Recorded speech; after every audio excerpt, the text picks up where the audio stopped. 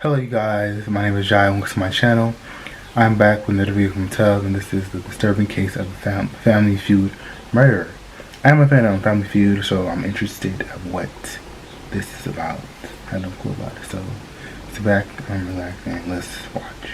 On a Thursday night, that is, the night of February 23rd, 2023, Rebecca Becky Bleefnick, a 41-year-old nurse and mom of three, was shot a chilling 14 times in her home in Kentucky Road, Quincy, Illinois. She had been alone in her house, and as police investigations later revealed, the intruder had broken in by climbing up onto the second story of the house and prying open the window of one of the kids' bedrooms. It's unclear what exactly transpired after the break-in, as the only certain detail, going by investigative reports, is that the attack took place in or near the bathroom, as that's where her lifeless body was found several hours later. Interestingly, nothing was stolen and nothing was destroyed, and the neighbors told authorities how they hadn't heard anything that night. Okay. Mojo, you're distracting the audience, bro. I gotta let you out.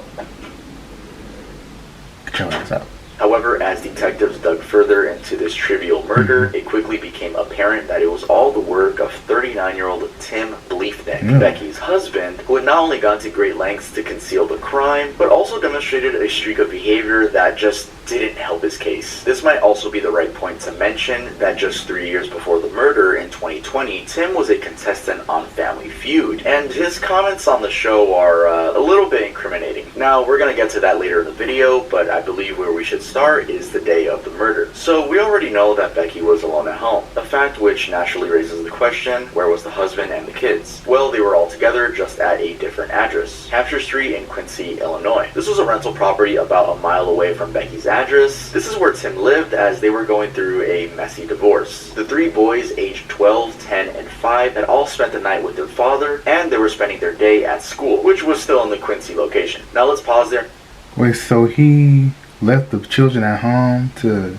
A recap, because we're going to be referencing that a lot later. So, in the middle of the night, an intruder breaks in. Becky tries to dial 911, but fails, and around 1:11 a.m., she is shot multiple times and left to die on the bathroom floor. Just a mile away, her husband Tim spends the night with their three children, who then go on to have a normal day after school, St. Peter's School. Now, everything seemed just fine up until 3 p.m. when Becky failed to pick up the kids from school. Apparently, that had raised concerns among family members. I'm gonna guess the school went ahead and called certain family members, and upon seeing that Becky simply just wasn't picking up, her father went to go physically check up on her at her house. And sadly, that's when he discovered her body laying on the bathroom floor. He immediately called 911, and shortly after, at around 3:32 p.m., officers were at the scene. Police Chief Adam Yates said it was rare to have such a thing happen in the rather small town, adding, "The Quincy community has not experienced a crime of this magnitude since early 2019. All death is tragic. The circumstances of Miss Bleefnick's murder are incomprehensible." The first phase of the investigation was trivial to say the least. They only had a shadowy figure as their lead. Actually, the first thing they physically found were 8 9mm shell casings and a shoe print. Well, it was actually a partial shoe print that was found near the window where they broke in from. These were, of course, critical pieces of evidence, but they went on to canvass a larger area, and in doing so, discovered the presence of surveillance cameras on a neighboring property that might have captured the break-in. And luckily, the surveillance videos did give some clues as to what went down. First, there was a camera from an immediate neighbor, the Haymans, that was pointing at both the Haymans and Becky's driveways. Or maybe better put, the Haymans had a camera pointing at their driveway, but their home ran alongside Becky's. 24 hours before the murder, at about 1:05 a.m., the camera captured something pretty weird. A person walking down the driveway toward the back of Becky's house, and about 48 minutes later, the same person walking back in the opposite direction. Interestingly, the same camera had captured a similar incident on Valentine's Day about a week earlier. It showed a person riding a bike towards Becky's house right before the murder, and again riding away from the house. It wasn't long before investigators pieced together that this was the same person, and this was mostly because every time the Hyman's residence CCTV captured the person on Becky's property, the other camera would capture the person on a bike riding down the road just a few minutes before. Now, all this was good evidence, but as I mentioned before, it was only leading to a shadowy figure on a camera. The CCTV footage was just too bad in quality to actually tell who it was. The only new detail that could help in finding the suspect, and that investigators added to their arsenal, was that the bike did not have reflectors on it. This little piece of information would later turn out to be very important. So, given the evidence so far, with nothing even remotely pointing to Tim, how did the investigation end up using him Tim as a point of interest. Well, that was thanks to Becky's sister, Sarah Riley. Apparently, as investigators spoke with her, she revealed to them that the couple had a combative history, a detail which was important enough to shift the direction of the case. It also probably helped that the bike, the one without the reflectors in its wheels, was found a few days later abandoned just a few blocks from Tim's Hampshire Street address. So armed with those two angles, the sister's testimony, and the bike's location, investigators decided to execute a search warrant on Tim's house. This was on March 1st, 2023, and it's when it became pretty clear that he was the one who killed Becky. How so? Well, how about cold hard evidence that directly linked him to the crime? We're talking about tools used in the process, search history, and even a secret burner account. In his basement, authorities had found 54 shell casings and a crowbar. Then, information downloaded from his phone and computer also proved to be damning. He, for instance, had made over 200 online searches on a specific license plate and VIN number. These were found to have been details belonging to the vehicle that a man that Becky was now dating, well, that was his vehicle. And it doesn't stop there, because those searches were made on Tim's computer on Valentine's Day, right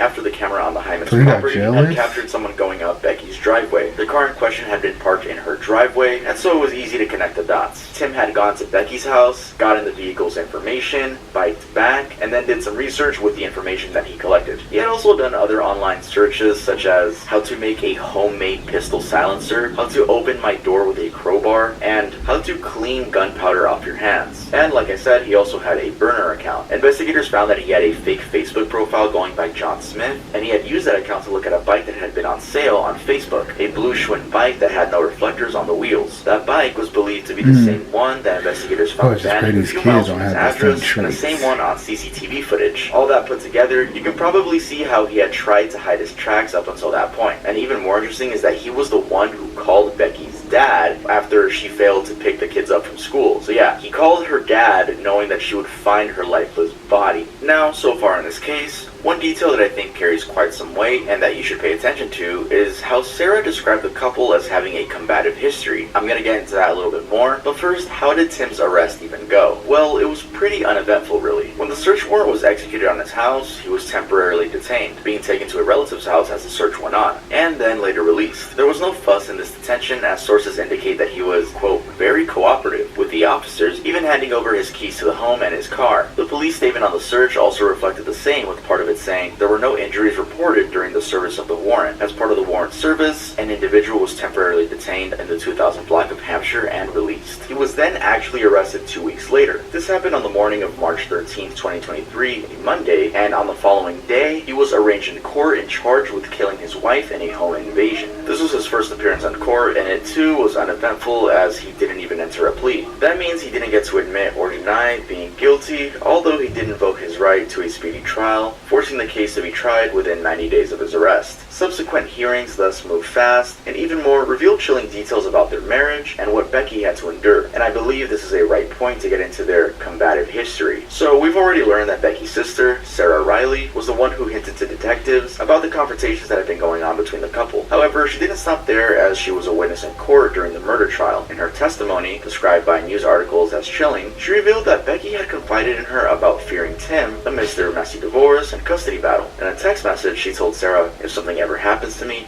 make sure the number one person of interest is Tim." She added, "I am putting this in writing that I am fearful he will somehow harm me, come after me, or will try to do something that takes me away from the kids or the kids away from me." Becky insisted to her sister that Tim had already lied on several occasions and tried to paint himself as the victim of Becky's actions, while it was, quote, absolutely the other way around. In addition to that, he had also taken away her gun and ammunition and refused to give them back. In the same proceedings, it was also revealed that Becky had also expressed her fear of Tim to a friend as they exchanged texts. She told the friend that a coworker she knew had gotten murdered by an ex, and that she, quote, literally had a panic attack, end quote, when she thought of what Tim might do to her. Her specific words being, "I am scared of what he might do in his erratic behavior." All this evidence, as I'm about to show you, points to a deeply troubled relationship, and it is thus no wonder that the prosecution tried to frame the case as a result of domestic violence, something which the defense completely refuted. It seems Tim had a lack of support for Becky's decisions, or rather his attempts attempts at controlling her. This was also something revealed by her sister, Sarah, who, while speaking to 48 Hours, an investigative series by CBS, explained that sometime in Becky's marriage, Tim changed and became progressively more manipulative and controlling. The couple had apparently had a great first 5 years of marriage and had even previously been trouble-free in their dating relationship, which went back to their days as students at Quincy University where they met. The strain apparently came in when Becky decided to go back to nursing school, a decision that Tim just didn't support, terming his objection as a concern for her well-being.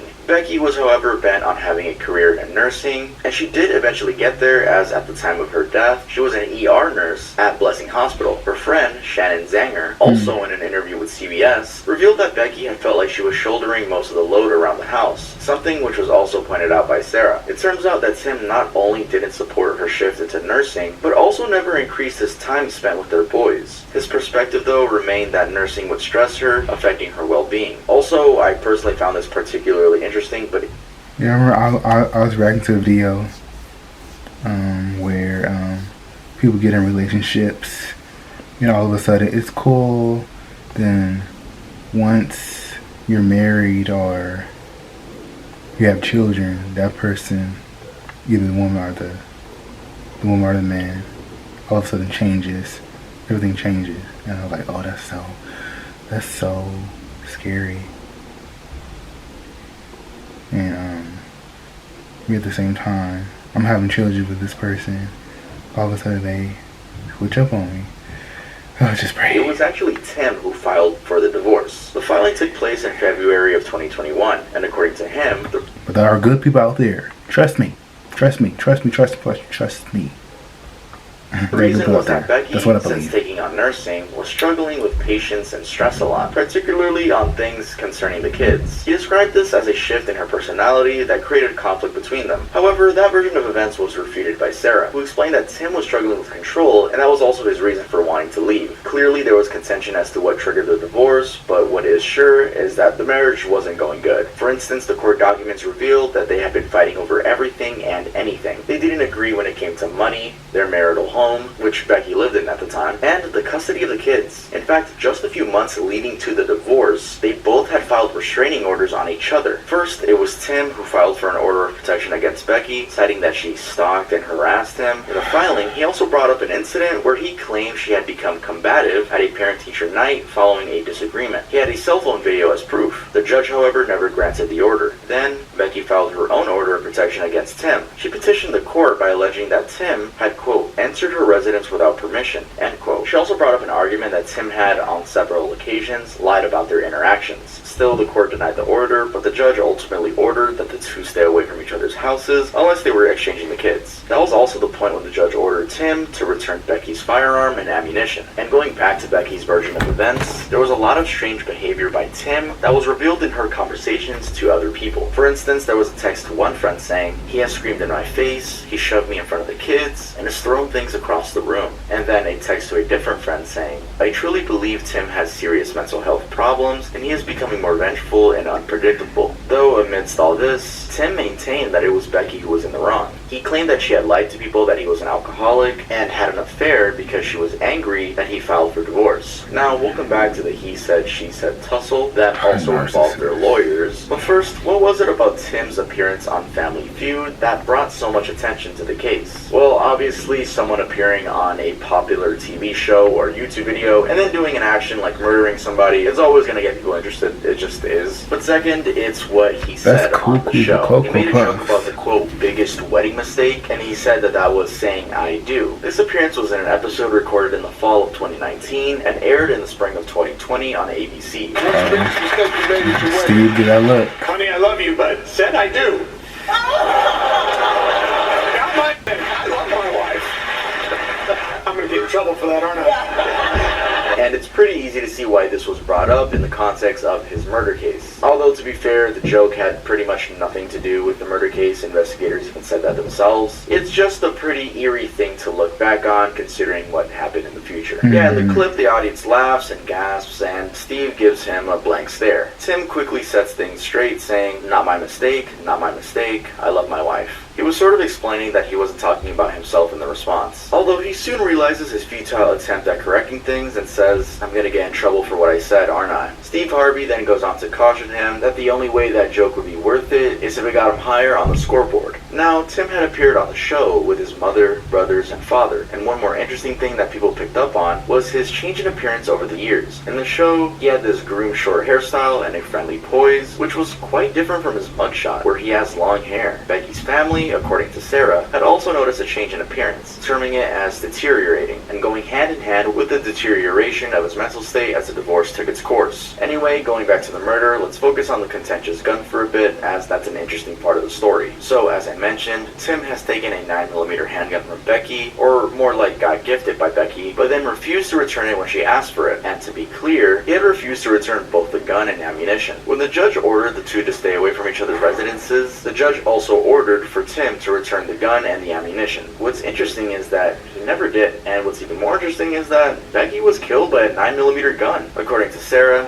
Tim was into recreational shooting, which I guess is why he had been gifted the gun, but Becky wanted the gun back because it was in her name. In the interview with 48 Hours, Tim, however, insisted he had not seen the gun in 3 years and did not have it. As you will later see, there's a chance, and the prosecution thought so as well, Tim still had the gun and used it in the murder. Anyway, away from the gun, it could seem that a lot of evidence was stacked against Tim at this point, but his lawyer, Casey Schnock, dismissed all of it as circumstantial hearsay. She argued that just because Tim and Becky had disagreed over things during the divorce proceedings, it didn't mean that he killed her. She said that even the messages that Becky had sent to her friends were nothing more than, quote, girl talk, as they were never backed by any hard evidence of physical violence. The prosecutors, Josh Jones and Laura Keck, did however insist there was a presence of emotional abuse clear in his text to her. Laura Keck, for example, argued that the text clearly indicated that he wanted control and power. Now I should add here that there are bits and pieces of evidence that were contested by both sides in attempts to shift the juries. For example, while Schnock, Tim's lawyer, supported his alibi for the time of the murder, the prosecutors thought the opposite. The alibi was that Tim had been home with their kids, as Becky had asked him to extend his stay with them as she wasn't feeling well. Schnock thought of this as a normal interaction of people getting divorced, but the prosecution insisted that it was an opening where a predator saw weakness in its prey and pounced. The prosecution's perspective was that Tim had just the right circumstances to strike while maintaining innocence. This view was also supported by the fact that the intruder broke in through one of the kids' bedrooms on the second story. There was no way a random stranger would have come in, gone past 3 windows that were equally possible entry points, and just happened to choose a window to a little boy's bedroom that wasn't there that night. Schnock, though, insisted that nothing about that mode of entry tied Tim to the crime, because even after investigators seized all pair of Tim's athletic shoes, none of them were a match to the partial shoe print found at the scene. And even the patio chair that was used by the intruder to climb up to the second story did not have Tim's DNA. Also, gloves from Tim's car and the bike that was found a few blocks from his house didn't have his DNA. Schnock also added that the figure in the camera was not Tim, or rather, no one could point out without absolute certainty that it was him. And it wasn't known for sure that the bike that was found near his address was the one picked up by cameras the night before the murder. Now, while all this back and forth made it seem like Tim had a good defense, the prosecutors had a pretty strong case against him with even stronger evidence. First, there were odd pieces of plastic bags found around Becky's body. These were determined to be shreds of ALDI grocery bags, the same types of bags that had been found in Tim's house in stacks. So the argument was that he had fired through an ALDI bag in order to muffle the sound of the gunshot, trying to create a homemade suppressor. DNA on the pieces showed that it was very likely that Tim was a contributor, and this was bundled with the fact that DNA from Becky's fingernails could also not exclude him.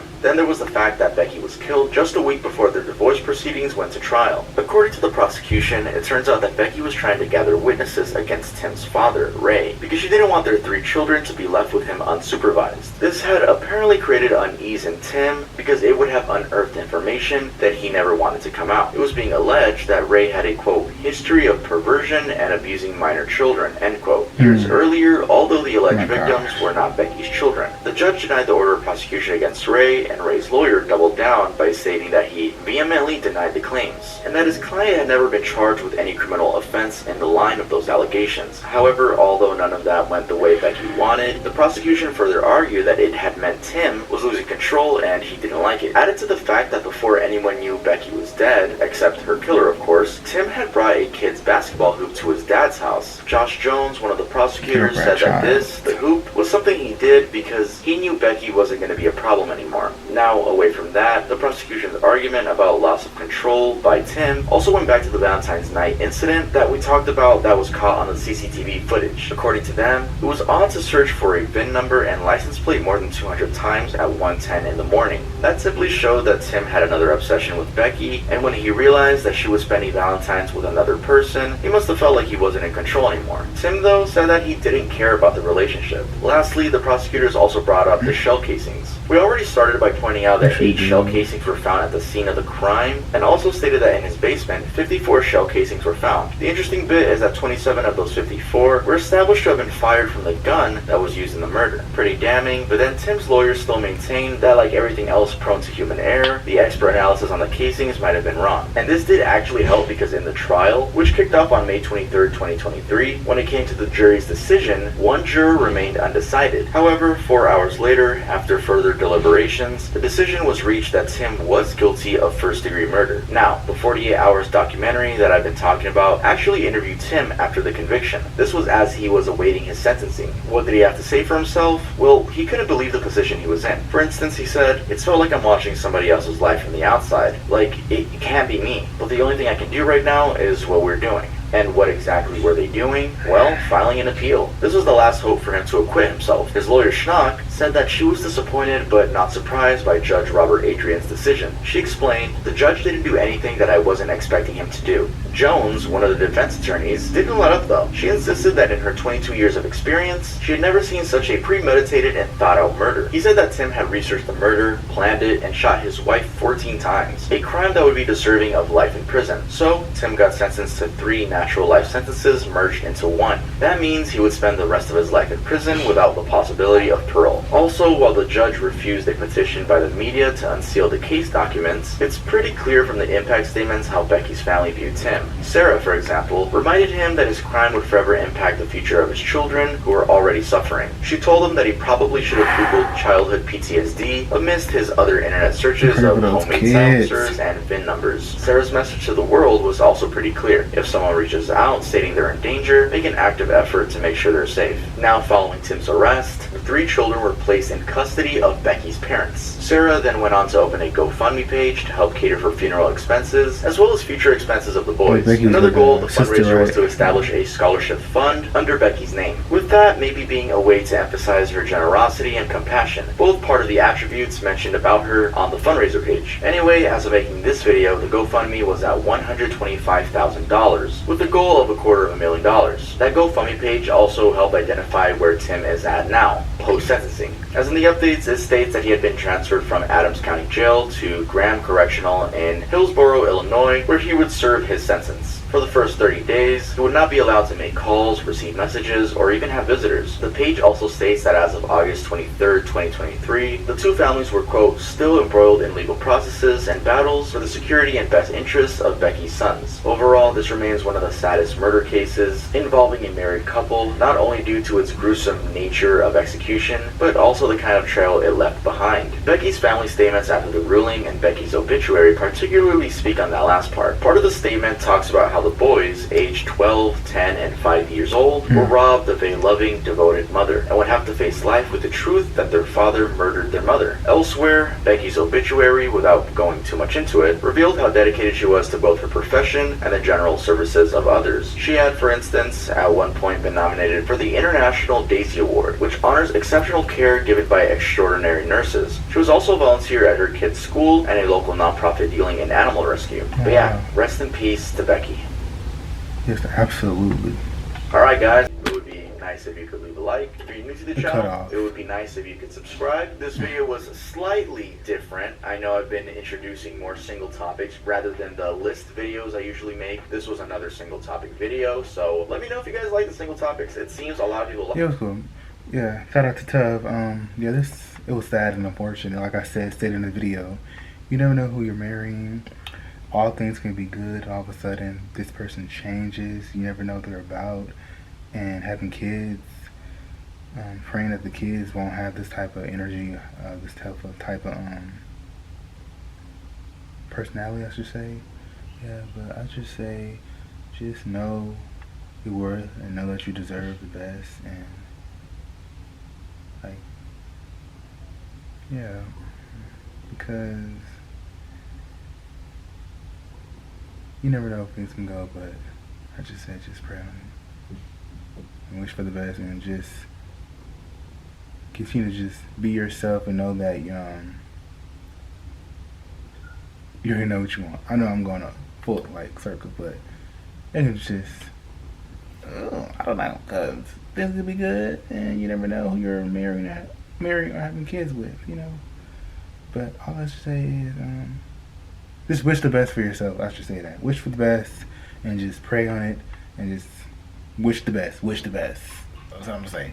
So yeah, thank you guys for tuning into this video. Have the most awesome positive day. Stay grateful, stay blessed. Until next time, guys. Deuces.